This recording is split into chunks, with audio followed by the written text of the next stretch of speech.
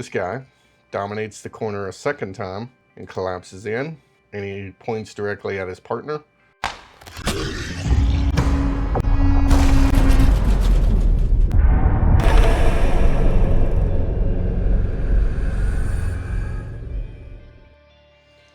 Hello again, welcome back, Lead Instructor of the Speed with Spirit Training Group. Today we're going to be reviewing some more training footage.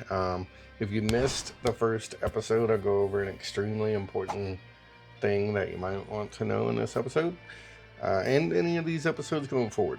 Context is very important. The context of training is probably the most looked past thing whenever we're looking at videos. It's also 11 o'clock at night and I'm not putting my contacts in, so sorry. So in our first video here, I'm actually going to be reviewing a very old video of myself and another guy shooting. For whatever it's worth, this gentleman that I'm shooting with is a much better and faster and more proficient shot than me. I'm actually doing a drill he's got. I'm going to show the clip first, and then I'm going to explain what's going on here and my analysis of the things that I could be doing better.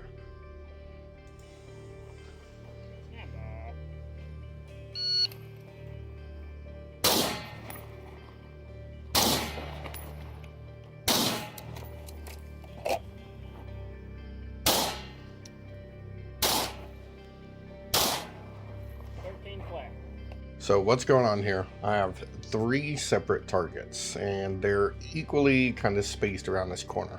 In theory, as I come around, I'm able to engage one, I shoot him, engage another, engage another. I'm only engaging one target at a time. So one presentation, take the time, take the shot, and then reevaluate to the next shot. After that, transition to pistol, re-engage all 3 again. Not that hard of a drill, very, very easy.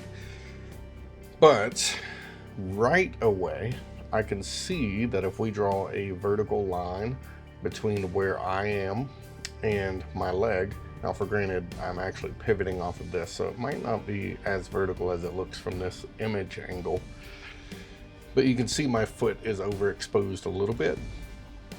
Now, I straighten up. So this is the beginning of the drill. You can see how I've gotten much more vertical and in line with the cover I'm taking. No matter what you do, whenever you're doing cover-based drills, especially in a defensive or offensive context, you're going to have some overexposure around that cover. In this example, it's going to be my arm a little bit.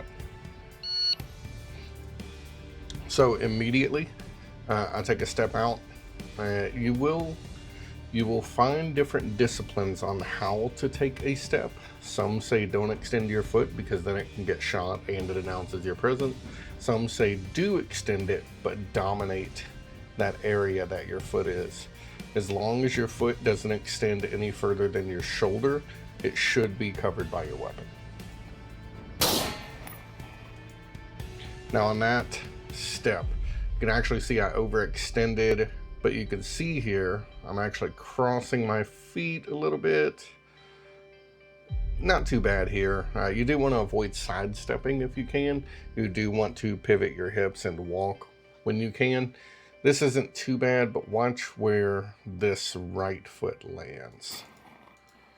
You can actually see it landed before I was able to dominate that corner.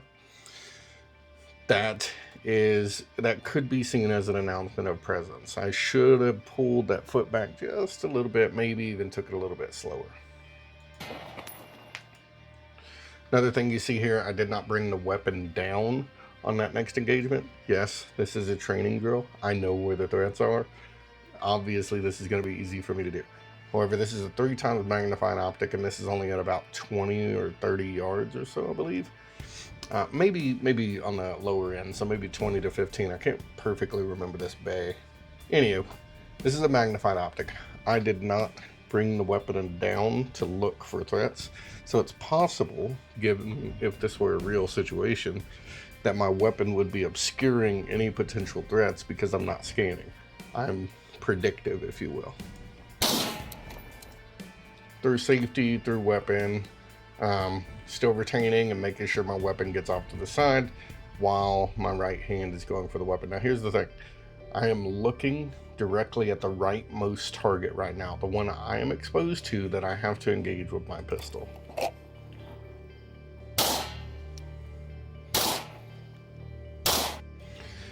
If this were a real situation and these were 3 legitimate threats that are actually engaging with me, I did this out of order. I should have pulled back into cover and engaged this from right to left, just as I did with the rifle. Instead, I went left to right, which meant I was exposed by 3 targets while I could only engage 1. So in this particular scenario, I should have broke it down a little bit further, pulled back into cover, and engaged back outwards the same direction. Or if we were assuming this was a pillar, alternated around the opposite side of the cover. Point being, record yourself so you can see these errors and legitimately look for them. With all of that said, let's take a look at some other training videos. Oh, this will be another one of those where we just let it play out and we'll review it.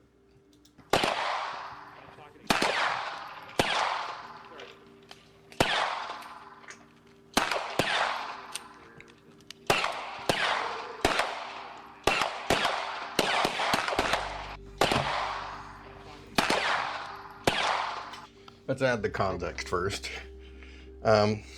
These lady and gentleman, I believe, are all wearing ACUs. This is U.S. Army, and it's probably mid to early 2000s. Maybe around 2010. Could be, but more than likely mid 2000s. And they're doing pistol training, looks like with the Beretta. Most military personnel never get trained with a sidearm. There are a few niche applications where you will get trained with a sidearm, such as you are going to be military police or security forces if you're Air Force, or I'm not going to go through all the branches. If you're the military equivalent to police, you will get pistol training. If you are a armory guy, every branch calls them something a little bit different, but if you're the guy responsible for maintaining the weapons, you're going to get some training on the weapon. Some officers get pistol training because they need to have a weapon, but they're not necessarily going to be toting around a rifle. And in the Army's case, there's a course called SAMG, Small Arms Master Gunner. I believe that's it. I'll throw it up here. If this is the case, they must qualify with this pistol. It doesn't mean they're ever going to carry it into combat, but they must know the general function of it. We don't know if that is exactly what's going on in this video, but it could be. So let's look at some of what we're seeing here. We can see that this gentleman here has a little podium that he's placing mags on. So this is probably some type of qualification. They're not pulling it directly off their gear. They have it staged offsite. So this might be initial training. We don't know 100%. This guy here, he's dropping his mags on the ground and recovering another one, which makes me again think that they're not keeping it on their web gear or their equipment. Could be restrictions based to the range that they're utilizing. We're not 100% sure here. But we're definitely going to take note of this backwards lean that this particular shooter has. This is less than ideal. I'm not sure if this is an range safety officer or an instructor or what, but we should stop the continued shooting to correct that behavior. Whenever you're leaning back and your center of balance is to the rear, if you're getting hit by recoil, you're just going to fall back much easier.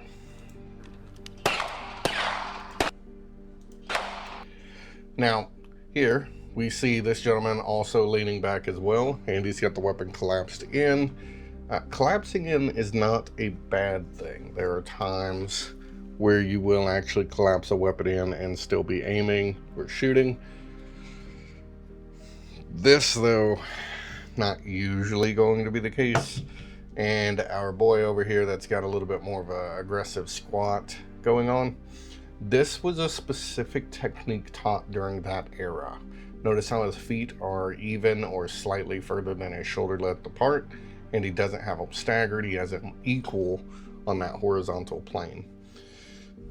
The belief was, if you do this and lean forward with it, which we're not quite seeing as aggressively as they used to teach, if he was leaning forward with it, the belief was at the time is that puts your center of balance on your toes, therefore making it easier to absorb recoil. There are better methods today, which essentially have us pulling a foot back and straightening up our core. But that's what we do today. At the time of this training, he's still doing it incorrectly. But hey, This is a training iteration. They have to learn it somewhere. Before you know the best way to do things, you had to get out there and do it. Now we're going to take a look at another one of these. I've seen this one circulating through quite a few different groups. We're going to let it play a little bit, like always, and we'll go over it from there.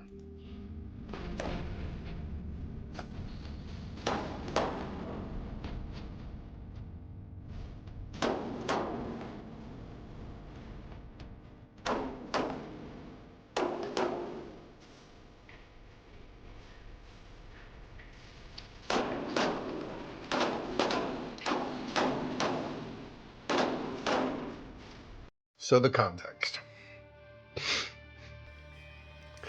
This, I don't know that this is valid, but most of the time when we see this type of training, it is in fact a Russain FSB team or some other type of special operations group, usually in that area though. Yes, they are shooting live rounds at each other into the plate. These are actually called confidence drills, and you'll see several variations of these. This particular one is blasting multiple rounds in a very tight group onto your body armor. This is a it is a legitimate thing. It does legitimately teach the shooter to be confident in their shot placement and to take their shots. Otherwise, they're going to be hurting their buddy. And it takes their buddy, the person receiving the impact, it gives certain level of conditioning and preparedness of what it is like to be shot. That does not make it a good idea. Most incidents that happen are related to training, and that's a good thing.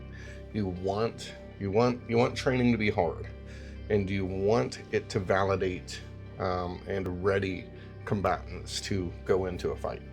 However, there is also what's called undue risk. This is kind of in that realm of undue risk. We don't need to do it this way. You'll find other confidence drills where these agents or individuals will stand immediately next to a shoot target, and their partners will come around the corner in a dynamic situation and have to shoot the target, but not their partner. Again, these are confidence drills. It's not ideal. Certainly not something you want to do. But I'm certainly not going to pretend like it doesn't happen out there in the real world. This is one of those areas where we can say different cultures train differently. Americans value life a lot. That is why we will spend millions of dollars and set up airfields in the middle of remote deserts to go find one person. Whereas other countries, most other countries in the world, can't fathom doing that for one person. They see it as just one life. This is a great example of different cultures valuing life differently. Lastly, we're going to look at an entry video from top down. I can't tell if this is a full scale or if these are just 2x4s on the ground. I think these are just 2x4s on the ground. This is a legitimate form of training, and these are exactly the dry runs that you do to diagnose potential issues. So let's take a look at what they do, and we will go from there.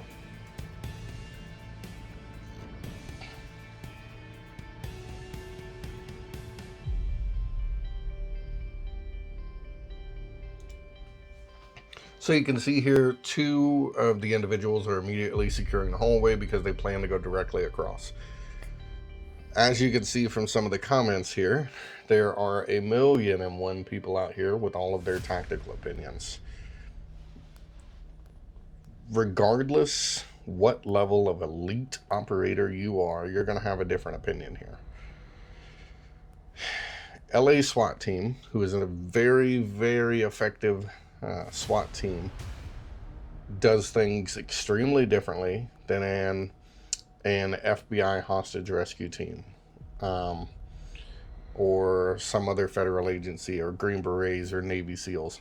All of them have different priorities, and they will do these things very differently, and they do them for reasons that work for them. The thing with moving in dynamic situations like this, there is no perfect way. There is just the best way for your specific needs. And because the bad guy has so many other variables in play, no choice that you make as far as discipline for entry or anything is going to be the perfect one. The fact that you are going through a doorway at all is already meaning that you're very likely to get in danger. So all of these comments that are immediately addressing, oh, they're all going to get shot, oh, there we go, dead all, whatever. Yeah, there's a potential for it. But these guys, in theory, in this training, are training that they have to make entry for some type of reason. They understand that there is a very high likelihood of getting hurt or killed doing this, but they are going to do it anyway. This is good training to get, but that does not mean it is the way that you, as Joe Blow, should do these things. Another thing I want to go through with this, it's okay to just have fun. We see here from these comments and a huge amount of other comments on these types of videos, there's so many people that look at this like, you suck, you're gonna die, whatever. It's like, no, dude, sometimes you're just getting out with your homies and having a good time. As long as nobody gets shot, it's okay to have fun. So, context. The specific scenario that these guys are given, they need to get across a hallway and into a target room. There are no doors in play, so they have no obstacles in the sense of a doorway, and they have full 180 access to this particular doorway. This guy here is crossing his guard here. This guy here is crossing his guard here. This gives good firing angles before entry, but not necessarily perfect. Now, anytime you do this type of training, you are going to be somewhat in front of a muzzle. It's the nature of the training. If you're one of those individuals that believes you should never be in front of a muzzle, that's okay. You're just not at that intermediate to advanced level where that may happen from time to time. Important note, when I say in front of the muzzle, I don't mean the muzzle is pointing at you. I just state that you are forward of the 180. In dynamic training like this, you are in front of a muzzle. It's not intentionally being pointed at you, but you are in front of the muzzle. So here you can see they're aligning their areas of responsibility. This guy, because he has the maximum amount of observation this way, is going straight across. It's the least resistance. This guy, who has the maximum observation of this way, is going that way because it makes least resistance. And as soon as all is cleared, this guy is going straight across to the objective room, followed by his partner. Now immediately we stepped in. We did kind of clip the edge of this, so if this were a legitimate wall, he might have bumped into that. We would want to go a little bit more deliberately in front of the doorway, step in, and then dominate. That's okay. Nature of a training environment. His partner did collapse weapon in here, and he is bringing out as soon as he has that sight line, so he is dominating that sector. You will find some people in the industry that say, oh, you should have done this way first or that way first or whatever. Very situation dependent, as I explained at the beginning of this clip. They know what's best for their needs in theory, and no one will ever agree all of the time. As soon as both of these guys have security and they have opened a pathway, the other two are leading into the target room. You can see rear man has his weapon collapsed in. Not horrible. You will find some units that the number 2 man in the stack, this guy here, will actually still have their weapon around the 4 man's shoulder. To each his own, but be advised, you will see differences in training there. So lead man instantly takes the left corner. You can see here, if this were a vertical wall, he would be clipping it, but that's okay. As long as he gets out of that door frame. And you can see second man starting to angle in. So he cleared in and around. He cleared in and around. Remember, as these guys are making entry, they already see the opening of the room, so they know that these are their blind spots. Now, these guys are both dominating their corners and collapsing in. You will find different philosophies on whether or not to collapse in and how far to go into a room. This is not bad for this size of room. This is about what you kind of want to do anyway. But overall, they're doing okay. Now these guys, however they communicated it, I don't know, but these guys are now collapsing in the circle. Now you can see him. This is where we're getting some more comments. This guy dominates the corner a second time and collapses in, and he points directly at his partner. And this guy here, he checks center and then immediately turns to take rear security. So while I let this play out, the guy that came in, checked that corner and cleared in, there are two schools of thought here. Number one, you clear what your partners have already cleared. If you were not in the room, you verify that it has been checked. It's not that you don't trust your partner, it's just that it is easy to miss things when there's a lot of movement near the first person going in. So that is one philosophy that some teams have. The secondary philosophy is he should have been pulling his security in, which I'll show that here.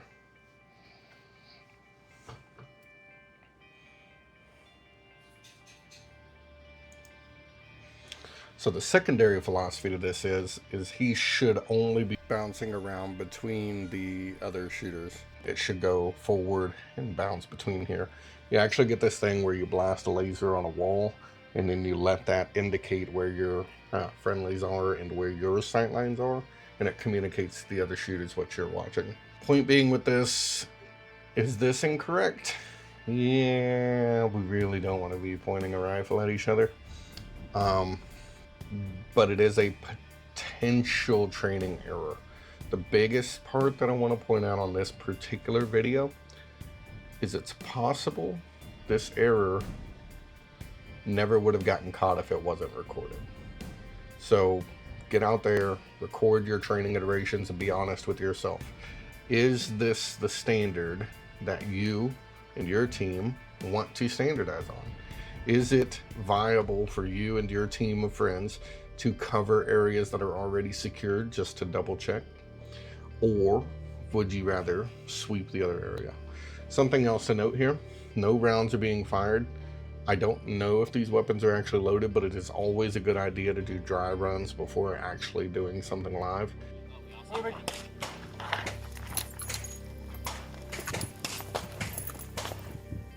Move one way, Parker. And if these are just a bunch of dudes getting out in the backyard and running iterations, fucking hell yeah, dude. You're gonna learn. You're gonna see things like this. You're gonna correct it, and you're gonna talk about it. You're gonna have your powwows and learn from that. And then you're gonna run it 2, 3, 4, 5 more times until you get even more proficient at it.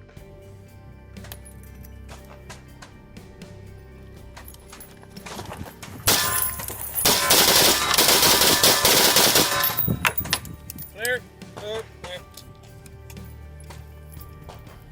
Alright. Errors must be made in training so that they're not made in the real world. It is the unfortunate environment of firearms training that sometimes errors create a safety issue. I have helmet cam footage of safety issues happening and getting corrected on cell phone footage, helmet cam footage, all kinds of stuff. I am probably not going to air any of those just because those are corrective actions. We see in the comments section how brutal people are to these situations without any acknowledgement that training scenarios like this sometimes happen, and you can't protect against 100% of things going on in the world. No matter how safe of a driver you are, there are other people on the road that are a little reckless sometimes, and things can just happen.